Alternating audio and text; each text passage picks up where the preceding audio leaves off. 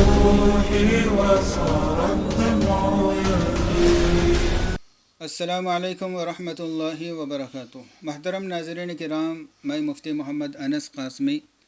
City India Islamic channel کے توسط سے آپ حضرات کی خدمت میں حاضر ہوں، اور آج ہم گفتگو کریں گے قربانی کے عنوان پر۔ ہم سمجھاتے ہیں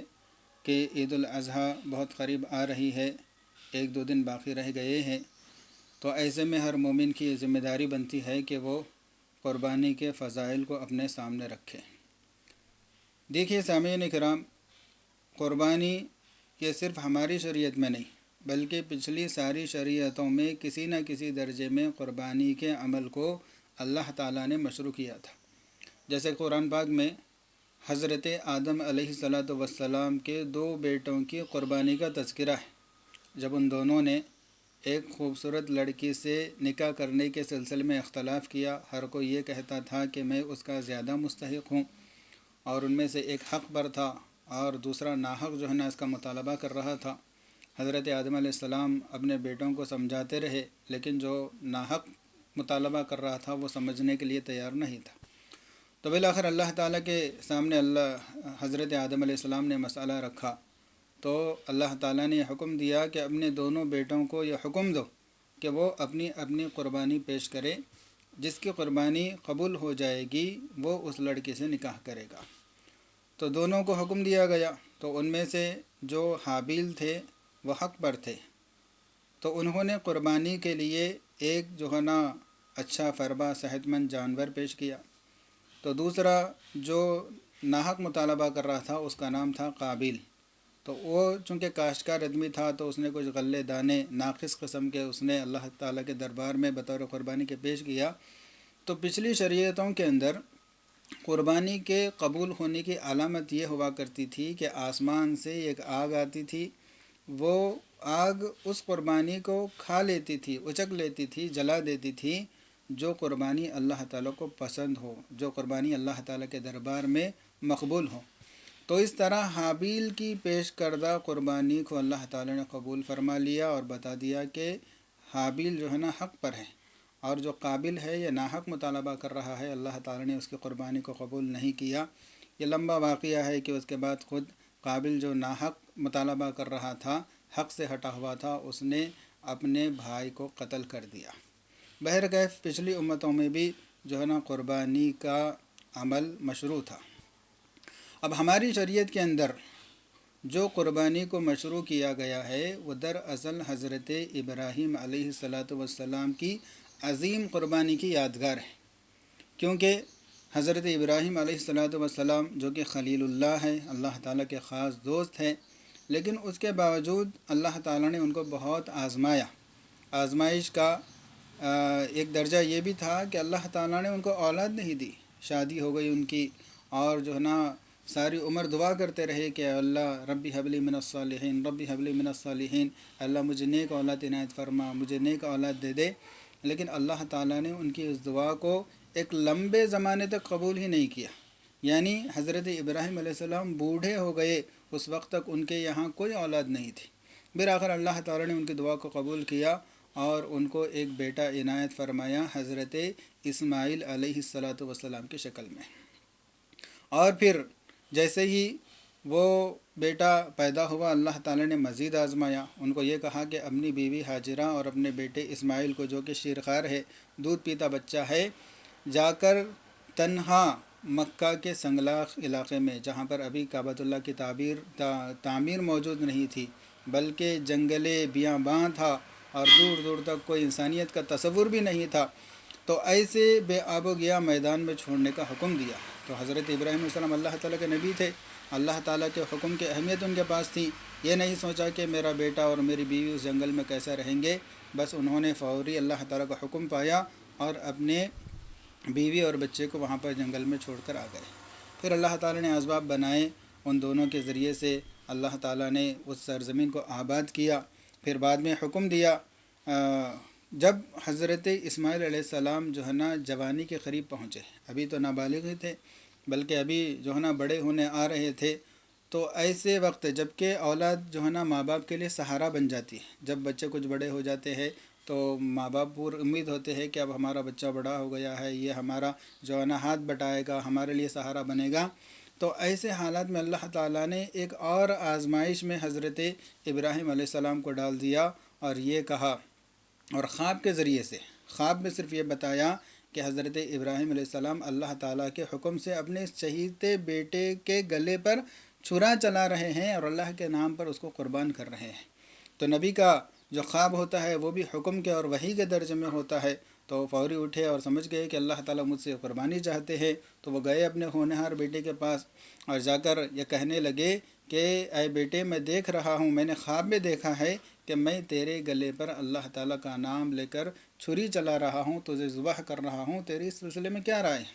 تو وہ بیٹا بھی اگرچہ چھوٹا تھا لیکن خلیل اللہ کا بیٹا تھا، تو حضرت اسماعیل علیہ السلام جو کہ چھوٹے تھے، انہوں نے بلا تردد کہا کہ یا ابت افعل ما تؤمر ستجدنی انشاءاللہ من الصابرین، اے ابا جان، آپ چونکہ نبی ہے، آپ کا خواب میں دیکھنا گویا کہ اللہ تعالیٰ کی طرف سے حکم پانے کے حکم میں ہے، لہٰذا آپ اللہ تعالیٰ کے اس حکم کو پورا کرنے میں ذرا برابر تردد مت کیجئے، سوچئے مت، میری فکر مت کیجئے، بلکہ آپ حکم کو پورا کر دیجئے، میرے گلے پر آپ اللہ کا نام لے کر چھری چلا دیجئے، انشاءاللہ آپ مجھے صبر کرنے والوں میں پائیں گے، میری طرف سے کوئی شکایت نہیں ہوگی اور میری طرف سے کوئی رکاوٹ نہیں ہوگی، آپ اس اللہ تعالیٰ کے حکم کو ضرور پورا کیجئے۔ تو حضرت ابراہیم علیہ السلام اپنے اس جو ہے نا چہیتے بیٹے کو لے گئے اور میدان میں لے جا کر آپ نے جو ہے نا الٹا ان کو لٹایا اور ان کی گلے پر چھری رکھی اور اللہ تعالیٰ کے حکم کے مطابق جو ہے نا چھری چلانے لگے۔ لیکن کیا دیکھتے ہیں کہ جیسے ہی انہوں نے چھری چلائی، اللہ تعالیٰ نے جبرائیل علیہ السلام کو بھیجا اور حضرت اسماعیل علیہ السلام کو وہاں سے ہٹایا اور جنت سے لایا ہوا ایک دمبا جو ہے نا ان کی جگہ لٹا دیا اور جو ہے نا حضرت اسماعیل کے بجائے اس دمبے کا گلا کٹا۔ اس طرح حضرت ابراہیم علیہ السلام اس آزمائش میں کامیاب ہو گئے اور اللہ تعالیٰ نے حضرت اسماعیل علیہ السلام کو بھی بچا لیا۔ تو یہاں پر غور کرنے کی بات یہ ہے کہ حضرت ابراہیم علیہ السلام نے تو اللہ تعالیٰ کے حکم کو پورا کرنے میں ذرا تردد نہیں کیا، وہ تو اپنے بیٹے ہی کو ذبح کرنے کے ارادے سے چھری چلائی تھی۔ تو کتنی بڑی قربانی ہے، کتنی عظیم قربانی ہے، مال کی قربانی دینا یا کسی جانور کی قربانی دینا یہ تو بہت آسان ہے، لیکن اپنے بیٹے کو اللہ کے نام پر ذبح کر دینا، اور ایسا بیٹا جو ہے نا ساری زندگی کے دعاؤں کا ثمرہ اور نتیجہ ہے، تو ایسے چہیتے بیٹے کو اللہ کے نام پر ذبح کر دینا یہ کوئی جو ہے نا معمولی قربانی نہیں ہے۔ اس لیے اللہ تعالیٰ خود جو ہے نا قرآن پاک میں فرماتے ہیں کہ ایک بہت بڑی عظیم قربانی تھی حضرت ابراہیم علیہ السلام کی۔ تو اللہ تعالیٰ نے حضرت ابراہیم علیہ السلام کے اسی عمل کو یاد کرنے کے لیے اور گویا کہ امت کو یہ سبق دینے کے لیے کہ جو ہے نا جس طرح میرے خلیل نے اپنے خواہشات کے سامنے میرے حکم کو ترجیح دی اور میرے حکم کو مانا، تو اسی طرح قیامت تک آنے والی جو امت ہے ان کو بھی یہ سوچنا چاہیے کہ بھئی جب اللہ تعالیٰ کا حکم آ جائے تو پھر ہم اپنی خواہشات کو ایک طرف کر دیں، چاہے وہ مالی اعتبار کے ہو، چاہے وہ عبادت کے قبیل سے ہو، انسان اپنی جو ہے نا نفسانیت کا غلام نہ بنے بلکہ اللہ تعالیٰ کے احکام کا غلام بن جائے۔ یہ سبق دینے کے لیے شریعت محمدیہ میں قربانی کے عمل کو اللہ تعالیٰ نے مشروع کیا ہے، اور ایک ایسی اہم عبادت ہے جو ہر صاحب نصاب پر جو ہے نا واجب ہے۔ تو سوال یہ ہوتا ہے کہ صاحب نصاب کون ہے قربانی کے سلسلے میں؟ تو اس کا جواب یہ ہے کہ صاحب نصاب وہ شخص کہلاتا ہے جو قربانی کے ان 3 دنوں میں 10 ذی الحجہ یعنی عید کا دن اور عید کے بعد کے 2 دن، ان 3 دنوں میں اگر کوئی شخص اتنے مال کا مالک ہوتا ہے،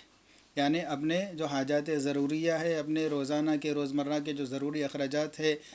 گھر کے کھانے پینے کے اخراجات اور بچوں کی فیس وغیرہ کے اخراجات، یہ سارے ضروری خرچوں سے ہٹ کر اور قرض وغیرہ کو بھی مائنس کرنے کے بعد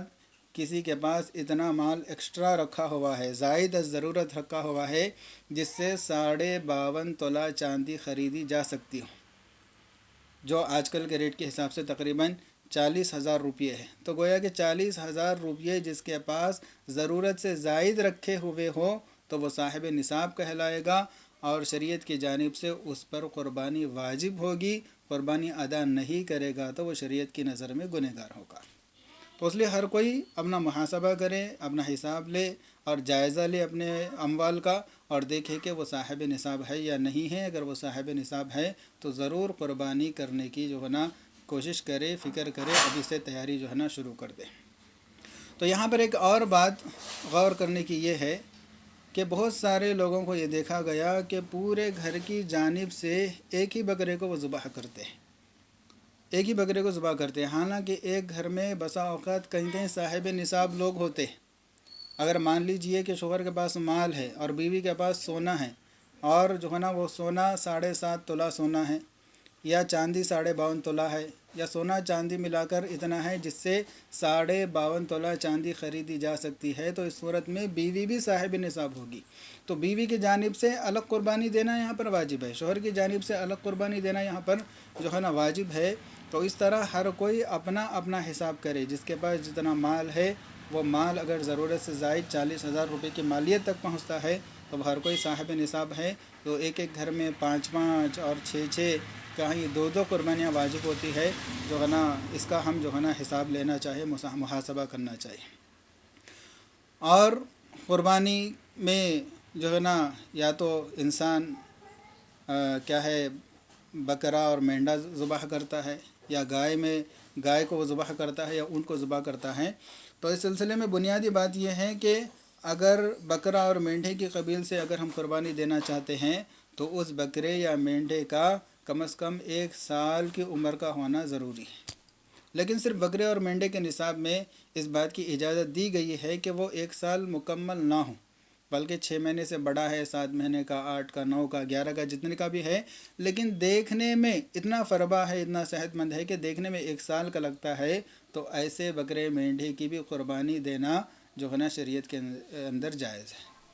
اس کے علاوہ اگر کوئی گائے بیل وغیرہ کی قربانی دینا چاہتا ہے تو اس کے لیے جو ہے نا 2 سال کا ہونا ضروری ہے، لیکن یہ آفر اس میں نہیں ہے کہ اگر 2 سال سے چھوٹا ہے لیکن دیکھنے میں 2 سال کا لگ رہا تو اس کی قربانی دے سکتے ہیں، ایسی بات نہیں ہے، بلکہ 2 سال مکمل ہونا یہ جو ہے نا ضروری ہے گائے اور بیل وغیرہ کے لیے۔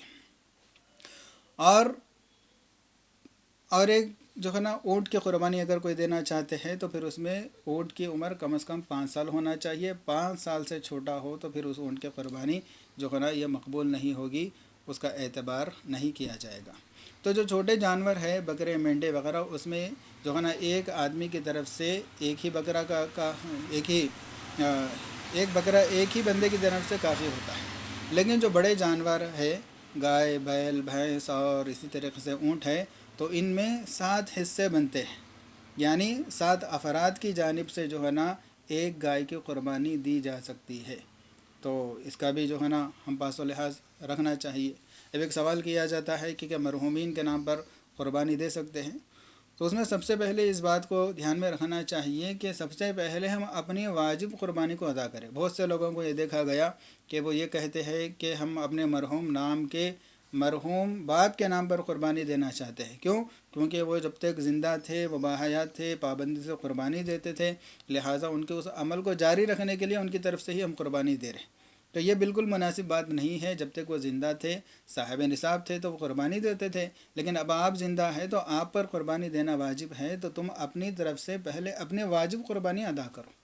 ہاں، واجب قربانی ادا کرنے کے بعد اللہ تعالیٰ نے مزید تم کو اتنی استطاعت دی ہے، اتنی فراوانی اللہ تعالیٰ نے دی ہے کہ تم اپنے والدین کے ایصال ثواب کے لیے بھی قربانی دے سکتے ہو، تو پھر ان کی طرف سے قربانی دے سکتے ہیں، اس میں کوئی حرج نہیں ہے۔ اور جب ایصال ثواب کے لیے دی جا رہی ہے تو ایک ہی بکرے میں اور ایک ہی حصے میں کئی مرحومین کی نیت کر لے سکتے ہیں، اس میں کوئی حرج نہیں ہے۔ لیکن جو واجب قربانی ہے اس میں ایک بکرا ایک ہی کی جانب سے کافی ہوگا اور ایک حصہ ایک ہی کی جانب سے جو ہے نا واجب ہوگا۔ تو ان باتوں کا لحاظ رکھیں، اور کسی بھی عمل کے کرنے سے پہلے اس کا جو اجر و ثواب ہے اس کو اگر ہم ملحوظ رکھیں گے، اس کا استحضار ہمارے ذہنوں میں ہوگا، تو جو ہے نا وہ عبادت کرنا ایک تو آسان بھی ہو جاتا ہے، اس کے لیے قربانی دینا آسان ہو جاتا ہے، اور آدمی دل و جان سے وہ عمل کر لیتا ہے۔ اس لیے قربانی کا فضائل بھی ہمارے سامنے ہونا چاہیے۔ ایک مرتبہ حضرات صحابہ کرام نے نبی کریم صلی اللہ علیہ وسلم سے سوال کیا، پوچھا کہ ما هذه الاضاحی یا رسول اللہ، اے اللہ کے رسول یہ قربانی کیا چیز ہے؟ تو آپ صلی اللہ علیہ وسلم ارشاد فرمائے کہ سنت ابیکم ابراہیم، یہ قربانی تمہارے باپ حضرت ابراہیم علیہ السلام کی سنت ہے۔ تو صحابہ نے پوچھا کہ فما لنا فیہا یا رسول اللہ، اے اللہ کے رسول ہمیں اس قربانی میں کیا ملتا ہے؟ ہم قربانی ٹھیک ہے دیتے ہیں، لیکن اس کا ہمیں کیا فائدہ ملتا ہے؟ تو آپ صلی اللہ علیہ وسلم نے ارشاد فرمایا بکل شعرۃ منہا، یعنی آپ صلی اللہ علیہ وسلم نے فرمایا کہ ہر بال کے بدلے میں ایک نیکی ملتی ہے۔ تو صحابہ کو تعجب ہوا کہ بھائی بکرے کے جسم پہ کتنے بال ہوتے ہیں، گن نہیں سکتے، پورے جسم کے تو دور کے بعد اگر کسی کو ایک ٹانگ دی جائے اور کہا جائے کہ اس کے بال گنو تو ہم گن نہیں سکتے، تو سارے بکرے میں کتنے ہزاروں لاکھوں بال ہوتے ہیں، تو اتنا چھوٹا عمل اتنا کم مال خرچ کر رہے ہیں اور نیکیاں اتنے لاکھوں کے مل رہے ہیں۔ ان کو تعجب ہوا، بلکہ ان کے تعجب کی انتہا نہیں رہی اس وقت جب کہ انہوں نے سوچا پھر بھی جو ہے نا بکرا چھوٹا ہوتا ہے، لیکن اونٹ ایک اتنا لہیم شہیم اور عظیم جانور ہے، اس قدر بڑا ہوتا ہے، اس کی جسامت بڑی ہے، تو اس کے جسم پر تو اور لاکھوں بال زائد ہوں گے۔ تو ان کو یہ تعجب ہونے لگا کہ کیا اگر کوئی اونٹ کو قربان کرتا ہے تو اونٹ کے بدن پر جتنے بال ہیں اتنے نیکیاں ملیں گے؟ تو صحابہ نے پوچھا کہ فصوف یا رسول اللہ، اللہ کے رسول جو اون ہے یعنی اونٹ کے جسم پر جو بال ہے کیا ان کے بدلے میں بھی یہ ثواب ہے؟ تو آپ صلی اللہ علیہ وسلم نے ارشاد فرمایا کہ ہاں اونٹ کے جسم کے بھی ہر بال کے بدلے میں اللہ تعالیٰ ایک نیکی عنایت فرمائیں گے۔ اللہ اکبر، کتنے بڑے جو ہے نا اجر و ثواب کی اور قدردانی کی چیز ہے۔ تو عزیز ساتھیوں، ہم محض چند روپیوں کی محبت میں، پھٹی کوڑیوں کی محبت میں ہم اس عظیم عمل سے بالکل محروم نہیں ہونا چاہیے، بلکہ رسول اللہ صلی اللہ علیہ وسلم نے ارشاد فرمایا کہ دیکھو قربانی کے دنوں میں اللہ تعالیٰ کو قربانی والے عمل سے زیادہ کوئی اور عمل محبوب نہیں، یعنی قربانی کے عمل سے اللہ تعالیٰ جتنا خوش ہوتے ہیں، جتنے جو ہے نا اللہ تعالیٰ راضی ہوتے ہیں، اتنا کسی اور عبادت سے خوش نہیں ہوتے۔ نیک اعمال سے تو اللہ تعالیٰ ہمیشہ ہی خوش ہوتے ہیں، لیکن قربانی کے دنوں میں کوئی بندہ تہجد پڑھ رہا ہے تو اللہ تعالیٰ اتنا خوش نہیں ہوتے جتنا قربانی سے خوش ہوتے ہیں۔ ان دنوں کے اندر کوئی روزہ رکھ رہا ہے تو اللہ تعالیٰ اس کے روزے سے اتنا خوش نہیں ہوتے جتنا قربانی سے جو ہے نا کیا کہتے ہیں خوش ہوتے ہیں۔ تو اس لیے عید کے دن تو روزہ رکھنا جائز نہیں ہے، اس کے علاوہ کے دنوں کی بات کر رہا ہوں۔ تو کوئی بھی عبادت سے اللہ تعالیٰ اتنا راضی نہیں ہوتے جتنا ان 3 دنوں کے اندر اللہ تعالیٰ کے نام پر اللہ تعالیٰ کو راضی کرنے کے لیے جانور کے خون بہانے سے اللہ تعالیٰ راضی ہوتے ہیں۔ اور آگے آپ صلی اللہ علیہ وسلم نے ارشاد فرمایا کہ بلا شبہ یہ قربانی کا جو جانور ہے وہ کل قیامت کے دن اللہ تعالیٰ کے دربار میں اپنے بالوں کے سمیت، اپنے سینگوں کے سمیت اور اپنے پیروں کے کھروں کے سمیت جو ہے نا یہ لایا جائے گا۔ یعنی یہاں پر غور کرنے کی بات ہے کہ اللہ کے نبی نے ان 3 چیزوں کا تذکرہ کیوں کیا؟ کیونکہ عام طور پر یہ 3 چیزیں ایسے ہیں انسان ان کو کھاتا پیتا نہیں، ان سے استفادہ نہیں کرتا، سینگ نہیں کھاتا، اور بکرے کے پائے تو کھاتے ہیں لیکن پائے کے نیچے جو اس کے کھر ہوتے ہیں، بوٹ ہوتے ہیں، اس کو نہیں کھاتا، اور بال وغیرہ کو نہیں کھاتا۔ تو یہ جو ہے نا کم قیمت یا بے قیمت چیزیں سمجھی جاتی ہیں۔ تو فرمایا کہ ان چیزوں پر بھی اجر و ثواب ملتا ہے، تو جو اس کا اصل جو ہے نا گوشت پوشت ہے جو کہ کام کی چیزیں ہے، تو ان کام کی چیزوں میں اللہ تعالیٰ کتنا اجر و ثواب عنایت فرمائیں گے اس کا ہم اندازہ نہیں لگا سکتے۔ اور آگے فرمایا کہ بلا شبہ یہ جو قربانی کے جانور کا خون ہے یہ زمین پر گرنے سے پہلے ہی اللہ تعالیٰ کے دربار میں مقبول ہو جاتا ہے، یعنی اللہ تعالیٰ اس کو جو ہے نا قبول کر لیتے ہیں، اور اس پر جو اجر و ثواب ہے اللہ تعالیٰ وہ بندے کے لیے جو ہے نا لکھ دیتے ہیں۔ اور آپ صلی اللہ علیہ وسلم نے یہ بھی ارشاد فرمایا ایک حدیث میں کہ یہ قربانی کے جانور کے ساری چیزیں، بلکہ اس کے جو بول و براز ہے، اس کے پیشاب اور مینگنیاں ہیں، وہ ساری چیزیں جو ہے نا کل قیامت کے دن بندے کے نیک اعمال کے ترازو میں رکھ دیا جائے گا، جس کی وجہ سے اس کے اعمال کا پلڑا جو ہے نا جھک جائے گا۔ اس لیے آپ صلی اللہ علیہ وسلم نے ارشاد فرمایا کہ فطیبوا بہا نفسن، یعنی خوش دلی کے ساتھ کھلے دل سے جو ہے نا قربانی کرو، ایک تاوان سمجھ کر، ایک بوجھ سمجھ کر جو ہے نا بادل ناخواستہ ادا کرنے کی چیز نہیں ہے، بلکہ خوشی خوشی کہ بھئی اتنا خالی ہمارا تھوڑا مال خرچ ہو رہا ہے لیکن آخرت کا کتنا بڑا فائدہ ہو رہا ہے، اور سب سے بڑا فائدہ تو یہ ہے کہ اللہ راضی ہو جاتے ہیں، اللہ تعالیٰ کو بہت پسندیدہ عمل ہے۔ اسی لیے حضرت فاطمہ رضی اللہ تعالیٰ عنہ سے ایک مرتبہ آپ صلی اللہ علیہ وسلم نے ارشاد فرمایا کہ بیٹی فاطمہ اٹھو، کھڑے ہو جاؤ، دیکھو تمہارے نام کی قربانی وہاں پر دی جا رہی ہے، تمہارے نام کا جانور کٹ رہا ہے، تم اس کے سامنے حاضر ہو جاؤ، کیونکہ قربانی کے جانور کا خون زمین پر گرنے سے پہلے قربانی دینے والے کی جو ہے نا مغفرت اور بخشش ہو جاتی ہے۔ اور آپ صلی اللہ علیہ وسلم نے بھی بڑے اہتمام کے ساتھ، روایت میں آتا ہے کہ 10 سال آپ صلی اللہ علیہ وسلم مدینہ منورہ میں تھے، یہ 10 کے 10 سال آپ صلی اللہ علیہ وسلم نے قربانی دی ہے۔ اور حجۃ الوداع کے موقع پر تو آپ صلی اللہ علیہ وسلم نے 100 اونٹ قربانی کے لیے پیش کیا، جن میں سے 63 اونٹوں کو آپ صلی اللہ علیہ وسلم نے خود اپنے ہاتھوں سے ذبح کیا، اور باقی کے جو اونٹ تھے ان کو حضرت علی رضی اللہ تعالیٰ عنہ نے ذبح کیا۔ تو گویا کہ اللہ تعالیٰ کی طرف سے یہ ایک جو ہے نا بنایا ہوا نظام تھا کہ 63 اونٹ کاٹنے کے بعد نبی کریم صلی اللہ علیہ وسلم تھک گئے اور حضرت علی سے کہا کہ علی باقی کے اونٹ تم ذبح کرو۔ دراصل آپ صلی اللہ علیہ وسلم کی جو حیات طیبہ عمر تھی وہ 63 سال تھی، تو گویا کہ آپ صلی اللہ علیہ وسلم کے زندگی کے ہر سال کے بدلے میں اللہ تعالیٰ نے ایک اونٹ کو خود نبی کریم صلی اللہ علیہ وسلم کے ہاتھوں سے ذبح کرایا۔ تو یہ ساری جو ہے نا قربانی کے فضائل ہے، ان فضائل کو سامنے رکھ کے ہر مسلمان صاحب نصاب کی یہ کوشش ہونا چاہیے کہ انتہائی خوش دلی کے ساتھ اچھا، چونکہ اللہ تعالیٰ کے دربار میں ہم قربانی پیش کر رہے ہیں تو ہم اچھے سے اچھا جانور پیش کرنے کی، صحت مند جو کہ فربا بھی ہو، لحیم شہیم ہو، ایسا جانور پیش کرنے کی ہمیں کوشش کرنا چاہیے۔ بعض عیوب ایسے ہیں جس کی وجہ سے وہ قربانی مقبول نہیں ہوتی، ایسا لاغر، ایسا کمزور، ایسا زخمی جو چل کر جو ہے نا ذبح کی جگہ تک بھی نہیں پہنچ سکتا، ایسا جانور کوئی ذبح کرتا ہے تو اس کی قربانی قبول نہیں ہوگی۔ اور جس کے سینگ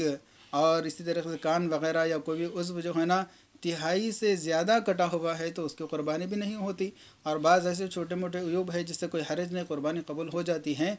تو جو جانور بھی خرید رہے سب سے پہلے بے عیب جانور ہی خریدنے کی کوشش کریں۔ ہاں کسی جانور میں کچھ چھوٹا موٹا عیب نظر آتا ہے تو پھر اپنے علماء سے رجوع ہونا چاہیے، ان کو بتانا چاہیے۔ آج کل واٹس ایپ وغیرہ ہے، فوٹو کے ذریعے سے ان کو بتا سکتے ہیں کہ یہ جانور اس نوعیت کا ہے، اس کی قربانی ہوتی ہے یا نہیں ہوتی۔ علماء کرام سے جو ہے نا رابطے میں رہ کر ان سے پوچھ کر جو ہے نا جانور کی تشخیص کرنا چاہیے اور اس کا انتخاب کرنا چاہیے۔ ذبح کرنے کے بعد جو گوشت ہوتا ہے، گوشت آدمی سارا کا سارا تقسیم کر دے کوئی حرج نہیں ہے، سارا کا سارا کھا لے کوئی حرج نہیں ہے، لیکن فقہا نے بتایا ہے کہ بہترین ترتیب یہ ہے کہ 3 حصے بنائے جائے۔ ایک حصہ اپنے گھر والوں کے لیے رکھ دے، اپنے استفادے کے لیے رکھے، اور ایک حصہ جو ہے نا محض غربا اور فقراء کو دے، اور ایک حصہ جو ہے نا اپنے رشتہ دار اور متعلقین اور پڑوسیوں کے اندر تقسیم کر دے۔ تو یہ جو ہے نا اکرام کا بہت اچھا طریقہ ہے، لیکن اس کے اندر کوئی کمی زیادتی ہو تو کوئی حرج نہیں ہے۔ بہرکیف جو ہے نا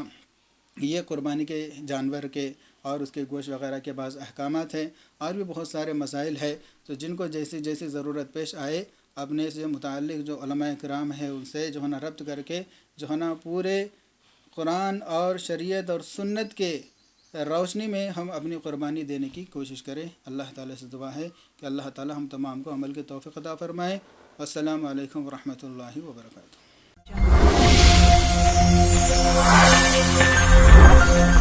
Thank you.